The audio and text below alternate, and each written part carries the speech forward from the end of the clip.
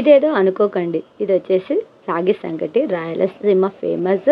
చాలామంది లైక్ చేస్తారు. ఇది ఆరోగ్యానికి చాలా మంచిది. షుగర్ ఉన్న వాళ్ళు వీక్లీ వన్స్ తింటే ఇంకా మంచిది.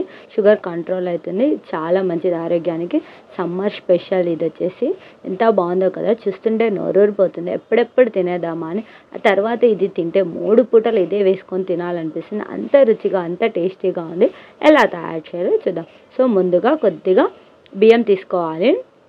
సో నేనైతే ఒక కప్లో 1/2 కప్ తీసుకున్నాను. ఒక కప్పు ఇలా రాగి పిండి కూడా తీసుకోవాలి. సో ఒక కప్పు రాగి పిండి తీసుకుంటున్నాను నేను. సో బియ్యం కావాలంటే మనం తగ్గించుకోవచ్చు. తర్వాత ఇందులోకి కొద్దిగా ఉప్పు, సరిపడినంత ఉప్పు, ఎక్కువ అవసరం లేదు. తర్వాత బియ్యాన్ని ఇలా ఒక బౌల్లో వేసి వాటర్ వేసి మనం అన్నం ఎలా ఉడికించుకుంటామో అలా ఉడికించుకోవాలి. సో మెత్తగా ఉడికించుకోవాలి. అప్పుడే అన్నం టేస్టీగా ఉంటుంది. బిడ్స్గా ఉడికించకూడదు. సో ఎక్కువ వాటర్ పడుతుంది. ఒకటికి నేను 3 వాటర్ యాడ్ చేశాను. సో కొద్దిగా మెత్తగా ఉండాలని చెప్పేసి. సో మామూలుగా ఎలా అన్నం వండుతామో అలా వండుకోవాలి ఇది. సో మెత్తగా ఉడికించుకున్నాను నేను. తర్వాత అది ఉడికే లోపల ఇలా రాగి పిండిలో కొద్దిగా ఉప్పు యాడ్ చేస్తున్నాను. తర్వాత ఇందులో కొద్దిగా వాటర్ యాడ్ చేసి మొత్తం ఇలా ఉంటలు లేకుండా బాగా నీళ్ళలా కలుపుకోవాలి బాగా. సో చూడండి, ఇలా పట్టుకుంటే వాటర్ అయిపోవాలి. అంత బాగా కలుపుకోవాలి. బాగా మిక్స్ చేసుకోవాలి వాటర్ లాగా ఇలా.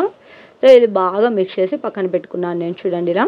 సో ఇది మిక్స్ చేసుకున్న తర్వాత ఇలా అన్నం మొత్తం ఉడికిన తర్వాత చివరిగా ఇలా మనం కలిపి పెట్టుకున్న రాగి నీళ్ళని ఇలా యాడ్ చేసి ఇలా మొత్తాన్ని బాగా మిక్స్ చేస్తూ ఉండాలి. బాగా కలపాలి ఇలా, లేదంటే కింద అడుగంటుకుపోతుంది. సో మాడిపోతుంది. సగం ఉడికి సగం ఉడకక ఉంటుంది. సో బాగా ఇలా ఉడికించుకోవాలి. మధ్యలో ఇలా కొద్దిగా నెయ్యి యాడ్ చేయాలి. సో ఇలా కొద్దిగా ఉడుకుతున్నప్పుడే మధ్యలో నెయ్యి యాడ్ చేస్తే ఇంకా మంచిది. సో అది అట్లా యాడ్ చేస్తారు ఎందుకంటే నోటికి అంటుకోకుండా అండ్ అది ముద్ద కాకుండా ఉంటుంది కొద్దిగా.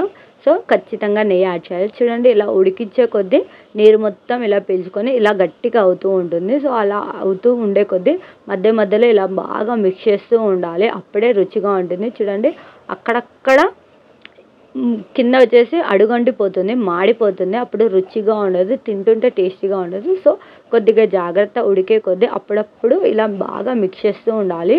గట్టిది ఏదైనా తీసుకొని ఇలా స్టిక్ లాంటిది ఇలా బాగా ఎనుపుకోవాలి. పప్పు గుత్తి ఎనిపినట్టు బాగా ఇలా మిక్స్ చేస్తూ ఉండాలి వన్ డైరెక్షన్లో. సో చూడండి, బాగా ఇలా మిక్స్ చేసి ఇలా బాగా ఉడికించుకోవాలి ఇలా.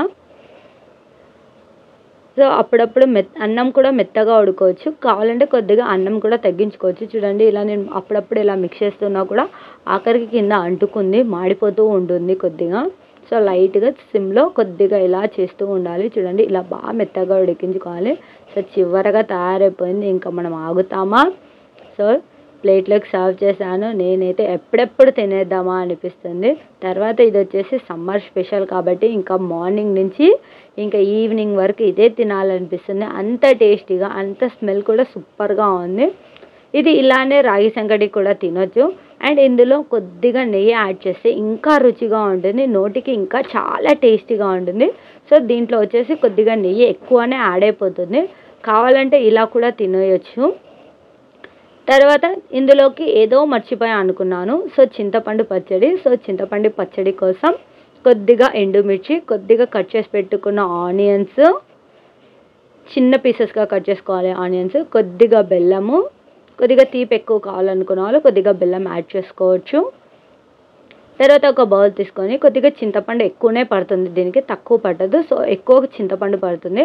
వాటర్ వేసి ఒక 2-3 అవర్స్ పాటు 1 అవర్ పాటు అయినా బాగా నానబెట్టుకోవాలి. లేదంటే ఒక 10 మినిట్స్ పాటు, మినిమం 10 మినిట్స్ పాటు నానబెట్టుకోవాలి. తర్వాత ఒక పాన్ తీసుకొని ఎండుమిర్చిని ఇలా బాగా దోరగా వేయించుకోవాలి. ఇవి వేయించుకొని బాగా చల్లార్చుకోవాలి. సో ఇలా బాగా చల్లార్చిన తర్వాత ఇలా చేత్తో బాగా మెత్తగా ఇట్లా చేసేయాలి, స్మాష్ చేయాలి, బాగా మెత్తగా చేసేయాలి, పొడి చేసేయాలి ఇలా చేత్తోనే. తర్వాత ఒక బౌల్లో కొద్దిగా సరిపడినంత ఉప్పు యాడ్ చేస్తున్నాను. మనకు సరిపడినంత. ఇందులోనే బెల్లం కూడా యాడ్ చేస్తున్నాను. సో కొద్దిగా మా ఇంట్లో తక్కువ బెల్లం తింటారు కాబట్టి సో నేను కొద్దిగా తక్కువనే యాడ్ చేస్తున్నాను. తర్వాత చూడండి, ఇలా మిరపకాయలని, ఎండుమిర్చిని ఇలా బాగా మెత్తగా పొడి చేసుకోవాలి. ఇలా పొడి చేసిన దాన్ని ఇలా ఉప్పు బెల్లంలో యాడ్ చేయాలి. ఇలా బౌల్లో యాడ్ చేసి మొత్తాన్ని బాగా మిక్స్ చేసుకోవాలి. ఏదైనా బెల్లము మెత్తగా అయిపోవాలి, బెల్లం బాగా. తర్వాత చింతపండు రసం కూడా బాగా ఇలా పిప్పి మొత్తం తీసేసి రసం ఒక్కటే యాడ్ చేయాలి. సో చింతపండు రసంని యాడ్ చేస్తున్నాను ఇందులోనే. యాడ్ చేసి కొద్దిగా వాటర్ వేసి బాగా మిక్స్ చేసుకోవాలి. ఎందుకంటే బెల్లం బాగా మెత్తగా కరిగిపోవాలి, లేదంటే అది ఉంటలుంటలుగా ఉంటే తినబుద్ధి కాదు. సో ఇలా బాగా మెత్తగా చేసుకోవాలి. సో కొద్దిగా వాటర్ తక్కువతో యాడ్ చేసుకోవచ్చు. సో చివరిగా కట్ చేసి పెట్టుకున్న ఆనియన్స్ని కూడా అన్నిటిని యాడ్ చేస్తున్నాను చిన్న చిన్న పీసెస్గా. చూడండి ఎంత బాగుందో కదా. చూడండి ఇంత బాగా ఇట్లా వాటర్ లాగా కొద్దిగా వాటర్ తక్కువతో యాడ్ చేసుకోవాలి, మరీ ఎక్కువ వద్దు. సో కొద్దిగా వాటర్ యాడ్ చేసి ఇలా బాగా మొత్తాన్ని మిక్స్ చేసుకోవాలి. చూడండి ఎంత బాగుందో కదా.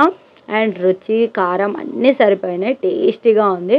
ఇంకా లేట్ చేయకుండా ఈ రాగి సంకటిలో ఈ పచ్చడి వేసుకొని, చింతపండు పచ్చడి వేసుకొని తింటే ఉంటుంది చూడండి, సూపర్గా ఉంది. అండ్ రాగి సంకటి తయారైపోయింది.